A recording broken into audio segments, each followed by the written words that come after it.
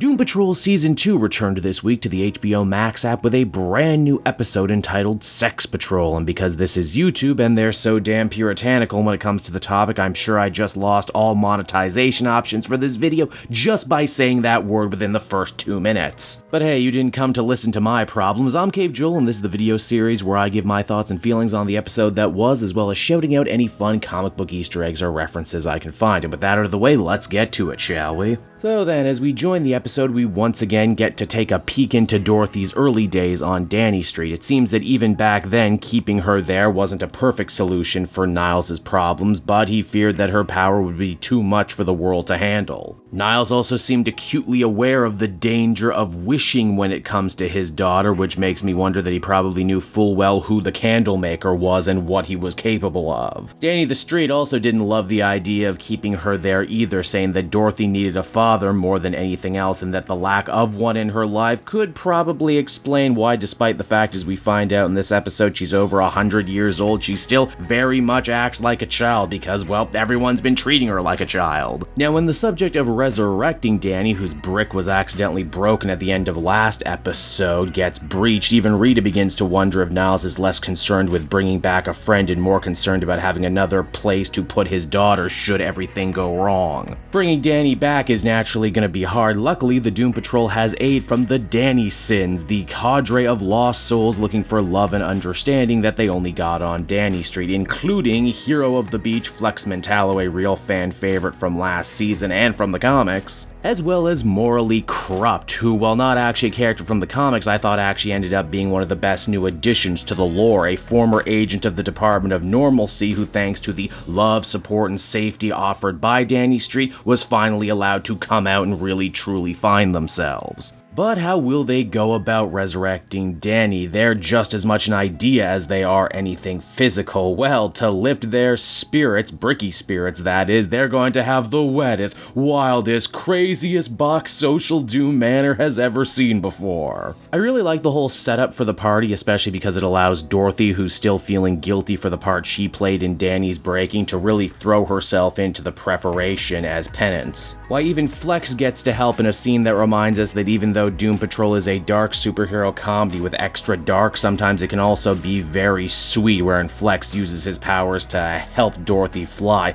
Devin Chandler Long is just so perfectly cast as Flex, and I would honestly watch a whole spin-off show just about the type of adventures he gets into. Speaking of surprisingly heartstring-tugging moments, I'm sure people will be talking all about when Dorothy sings Pure Imagination from the Gene Wilder Willy Wonka and the Chocolate Factory movie to really try and get the party started. Seriously, I know you know the words, and I dare you not to sing along when it happens. The party ends up serving an excellent storytelling device too for the rest of the episode, as the Doom Patrol cast is just kind of free to wander through as they deal with their own stories and issues. Larry gets a brief but sad little aside wherein we see that even though he's very much out of the closet now, he can't actually be intimate with anyone for fear of nuking them to death. Cyborg also gets a chance this episode to confide in Morally about his lady trouble, and hey, wouldn't you know it, Morally knows a lot about the subject of love and is able to share the experiences that they've gained while outside Danny Street. Basically, that the world is harsh and cruel, especially for people who look like her and Cyborg, and that if you can actually find love somewhere in this topsy-turvy plan, you should really grab onto it. Then there's also Jane, who's still at war with her other personalities, and as such we actually get to see the debut of Scarlet Harlot, a nymphomaniac persona with the power to create ectoplasmic projections and absorb stray psychosexual energy. Though she really doesn't get a chance to do that second part, I feel like they just really wanted to see Diane Guerrero get dressed up and try out another character, which, you know what, she's always very, very good at. The real meat, though, once again deals with Rita and her development taking center stage. I think my favorite scene comes when she helps Dorothy with some makeup. Dorothy asks what it's like to be an adult and if she's beautiful, and we get this real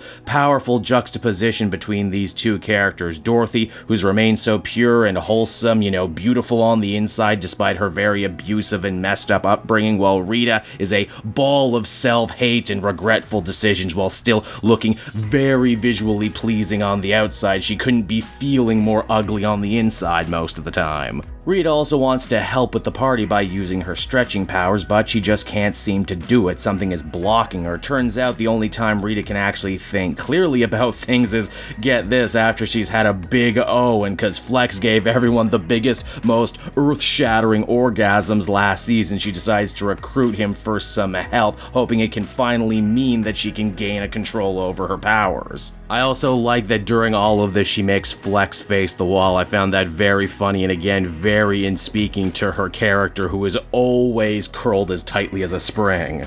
This superpowered orgasm experiment ends up having some unforeseen side effects though, as it triggers a repressed childhood memory wherein a young Rita saw her mother trade sex in exchange for getting her daughter an acting role. We can read a lot into this given what we already know about Rita and assume that this was a key moment in her never feeling good enough, basically never feeling good enough about herself ever again. Rita's orgasm also proved to be so damn powerful it attracted the attention of a sex demon named Mr. Shadowy Evans, and yes, this is another Morrison creation from the comics, and once again the page-to-screen translation is pretty damn impressive right down to the periscope on his head. Now during all of these events, Robotman proves to be pretty much useless to anyone, Cliff still coming to terms with being rejected by his daughter in the last episode. The chief really wants to try and help him, after all he can relate to daughter problems right now, and decides that what Cliff really needs is some robo-ecstasy. Oh man, sex and drugs in the same episode, YouTube is gonna freaking hate this, I can see it now. When the mansion becomes overrun with sex ghosts, yes that's right, you heard me, sex ghosts, the Doom Patrol ends up coming face to face with the Sex Men, Ghostbusters who specialize in erotic spirits.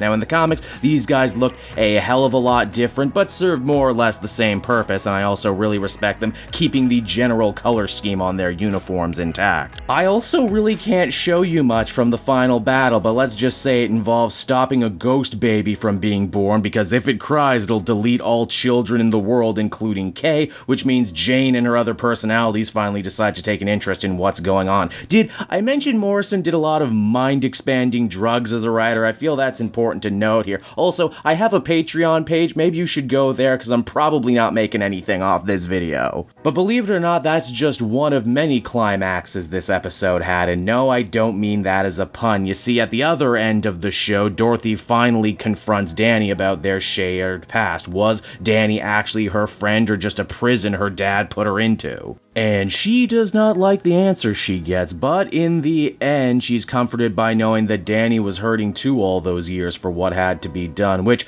might explain that after the party is done, Danny is too over being a plot of land. Danny wants to be a wheel now, so Danny and the rest of the Dannysons can travel the world finding the outcasts, the outsiders, the downtrodden, and give them a proper place they need, a sense of community where they can grow and thrive, and well, I just think that's the sweetest thing. The Doom Patrol themselves, on the other hand, well, they're back to business as usual. They've been reunited, but it's not some after-school special where they all hug it out. Well, Robotman hugs Jane, but that's only because he was still high. They still have problems that need fixing, so it looks like they're gonna have to learn to keep it together just a little bit longer, because isn't that what surrogate families do? And so that was Sex Patrol, another wonderfully funny, off-the-wall, creative episode that bravely tackled themes of sex and intimacy in ways that a lot of comic books on the shelves are still very much afraid to do so. I like that the cast and their dynamics are so well drawn and established this early into season 2 that now they can all just kinda